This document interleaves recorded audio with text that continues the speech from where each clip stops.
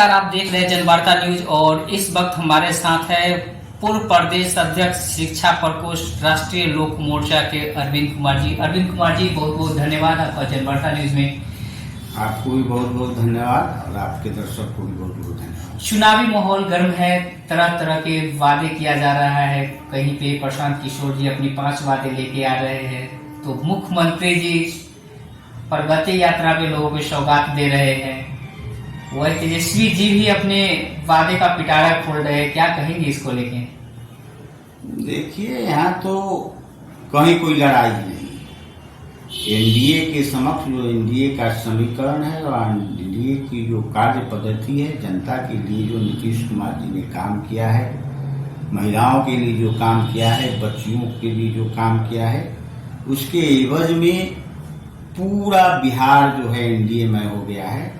और अब की बार 225 पार वाला जो हम लोगों का स्लोगन है वह अक्षरशः सत्य होगा। कहीं कोई लड़ाई नहीं है, सारे लोग अपनी अपनी डफली बजा रहे हैं, लेकिन लड़ाई में कोई नहीं है, कहीं भी नहीं। 225 को लेके चल रहे समीकरण, लेकिन 243 है, तो सीट शेयरिंग अभी तक के नहीं हुआ है। तो क्या कब तक के माना जाए कि सीट शेयरिंग हो जाएगा? सीट शेयरिंग से बहुत बहस नहीं है। हमारा जो अभी देख ही रहे कार्यक्रम चल रहा है, सभी प्रदेश अध्यक्ष एक जगह जाकर के संबोधन कर रहे हैं, एक जगह कार्यक्रम कर रहे हैं। यह मैसेज है कि हम 243 के 43 सीट पर प्रत्यय गठबंधन का जो आदमी है वो 243 सीट पर लड़ रहा है। संख्या कोई मायने नहीं रखता है। संख्या किसको कितना मिलेगा, कितना जीतेगा, किस पर लड़ेगा, यह तो बात का मैटर है। अभी तो 243 के 243 सीट पर गठबंधन का प्रत्येक नेता, प्रत्येक कार्यकर्ता लड़ेगा और 225 का जो हमारा लक्ष्य है उसको हम लोग पूरा करेंगे। चलिए, मुख्यमंत्री चेहरा तो तत्काल नीतीश कुमार जी हैं। नीतीश कुमार जी के नेतृत्व में हम लोग चुनाव लड़ रहे हैं, लड़ेंगे। कुछ वीडियो वायरल हो जाता है, उसको लेके विपक्ष बोलते हैं कि उनकी मानसिक संतुलन ठीक नहीं है, वे मुख्यमंत्री बनने लायक नहीं है। मानसिक संतुलन उन लोगों का है जो कहते हैं कि नीतीश कुमार का मानसिक संतुलन खराब है। उन लोगों का मानसिक संतुलन खराब है जो लंपटाई संस्कृति के लोग हैं, जिन्होंने राजनीति को बदनाम किया, जिनके पिताजी के रीजन काल में नेतागिरी का मतलब ही होता था लंपटाई, चरित्रहीनता, गुंडागर्दी। तो ऐसे लोगों की बातों क्या है, वो कुछ भी बोलेंगे, उनका कोई मायने नहीं है। आप गुंडागर्दी की बात करते हैं, लेकिन लोगों ने बोलता है कि लालू राज में तो बोलने का अधिकार, बैठने का अधिकार, ये अधिकार मिला। हाँ, ठीक है, बोलने का अधिकार दिए, लेकिन जीने का अधिकार छीन ली। रोजी रोटी न कोई रोजगार मिला, न शिक्षा मिला, तो बोलने से क्या हो जाए?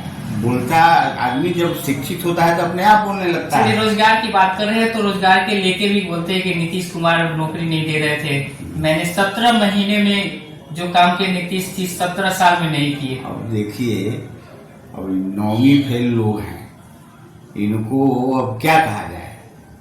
सरकार किसकी थी आप लोग भी जानते हैं, नीतीश सरकार थी। 19 साल से किसकी सरकार है बिहार? नीतीश की सरकार है। अब कोई जबरदस्ती कहे कि हम नौकरी दिए हैं, तो बेवकूफाना हरकत ना हो गया। इससे उनकी बातें हल्की हो जाती है। नीतीश कुमार के नेतृत्व में थे और उप मुख्यमंत्री थे। उप का कहीं कोई प्रधानता नहीं है। उप का मतलब असिस्टेंट होता है।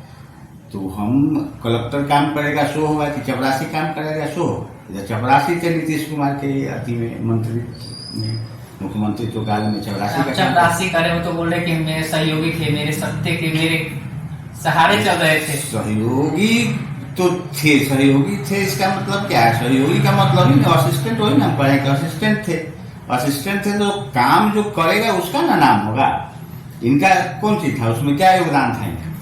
नीतीश तेजस्वी जी बोल रहे कि चाचा थे, पलट गए, हम लोग के साथ अच्छा काम कर रहे थे। इसको किस तरह पलट गए? तो उसके लिए नीतीश कुमार तो कई बार सार्वजनिक रूप से कहे कि हमसे गलती हो, तो गलती मानवे करते हैं कि हम सब लंपट सब के चक्कर में पड़े। अच्छा, लंपट के चक्कर में पड़ गए तो बेचारे तो शर्मिंदा थे ही। बोले भी हैं कि हमारा मति भ्रम हो गया था, सब के साथ चले गए। जब से कितना साल 1.5 साल रहे हैं वो सबके साथ। चलिए, अभी नीतीश जी ठीक ठाक है? नीतीश कुमार जी एकदम ठीक हैं, 100% स्वस्थ हैं और बिहार के विकास में अपना समग्र योगदान दे रहे हैं। विकास के रथ को आगे की ओर बढ़ा रहे हैं। नीतीश कुमार ही बिहार का पर्याय है, मुख्यमंत्री अगला वही बनेंगे, कहीं कोई टक्कर नहीं है। हम लोग 225 के 225 सीट जीते। चलिए 225 करेंगे 243। प्रशांत किशोर भी 243 पे कैंडिडेट उतारे हैं। उन्होंने विभिन्न राजनीतिक दलों के साथ काम किए, राजनीतिक दलों के लिए काम किए हैं। अब अपनी दल बना के 243 सीटों पे प्रत्याशी उतारेंगे। क्या चुनौती होगा या अवसर होगा एनडीए में? प्रशांत किशोर ठीक है, वह नीतिकार रहे हैं, लेकिन राजनीतिकार नहीं रहे हैं। नीतिकार हैं और दूसरे के कंधा पर रख के बंदूक चलाए हैं। अब बंदूक इनको खुद चलाना है, तो जब खुद निशाना लगाना पड़ेगा ना, किसी को कहना कि वहां मारो तो आसान काम, और जब खुद से गोली मारना पड़ता है ना, तब पता चलता है कि कैसे निशाना। 2025 के विधानसभा चुनाव को प्रशांत किशोर जी भी मैदान में होंगे, इसको किस तरह देख रहे हैं? प्रशांत किशोर जी लड़ेंगे, शिक्षित लोग हैं, लेकिन राजनीतिक उनकी बिहार के संदर्भ में उनकी कोई वैसा राजनीतिक रूप से मजबूती नहीं है। वो कोई प्रभाव बिहार में नहीं डालने जा रहे हैं। लड़ाई एनडीए और आरजेडी के बीच में, एनडीए आरजेडी के बीच में होगी। तीसरा विकल्प क्या है? तीसरा कोई विकल्प नहीं है। नीतीश कुमार के रहते तीसरा क्या, दूसरा विकल्प भी नहीं है। एक ही विकल्प है, नीतीश कुमार एनडीए, एक ही विकल्प है। क्या इस बार का जो विधानसभा चुनाव होगा, नीतीश जी को भी सौगात दे रहे हैं, क्या सौगात के अलावा कुछ एजेंडा होगा इस वर्ष? एजेंडा है, विकास एजेंडा होगा। विकास हम लोगों ने किया है और विकास के मुद्दे पर इलेक्शन लड़ेंगे, जनता के बीच में जाएंगे। कहां से कहां तक हम लोगों ने बिहार को पहुंचाया है कि जनता की नजर में लोग जब सड़कों पर चलते थे तो स्पाइनल कोड में दर्द हो जाता था, यहाँ से जंदाहा जाने में। आज 15 मिनट में आदमी जंदाहा पहुंच जाता है। आप लोग नहीं देखे हुए, हम लोग तो देखे हुए हैं। यहाँ जंदाहा रोड था, वहाँ गड्ढा ही गड्ढा था, यहाँ से वहाँ कोई जाना नहीं चाहता था। इमरजेंसी होता था तो जाने में दिक्कत थी। आज तो कहीं से 5 घंटा में आप बिहार के राजधानी पटना पहुंच जाएंगे, पूर्णिया हो चाहे सहरसा हो। तो ये विकास है। आए दिन कहीं न कहीं देखा जा रहा है बिहार में जो अपराध का ग्राफ है या जो मामले आते रहते हैं प्रशासन इस पे पुलिसिया कार्रवाई को लेके, इसको किस तरह से देखते हैं? कुछ तो अपराध होता है जो प्रतिष्ठा से जुड़ा होता है। उस प्रतिष्ठा से जो जुड़ा अपराध है उसको रोका नहीं जा सकता। कहीं भी मान लीजिए कि हम कहीं जा रहे हैं, कोई हमको छापे मार दे, एक छापे मार दे तो हम उसका प्रतिक्रिया करेंगे ना, कुछ तो करेंगे। तो उस तरह का जो रिएक्शन में अपराध हो रहा है उसको नहीं रोका जा सकता है। लेकिन अपराध बहुत कमा है, न के बराबर लूट का वारदात कम है, फर्म जो चल रहा था समाप्त हो गया है। तो अपराध में कमी हुई है, इसमें कहीं नहीं। चलिए चुनावी वर्ष है, राष्ट्रीय लोक मोर्चा भी अपनी कहीं न कहीं कुछ ऐसे सीटें हैं जहाँ पे दावेदारी करेंगे, तैयारी कर रहे हैं, इसको लेके क्या कहेंगे? तो बोले आपको ना कि हम लोग 243 सीट पर तैयारी कर रहे हैं। 243 सीट पर लड़ाई चुनाव लड़ेंगे हम लोग एनडीए के नेतृत्व।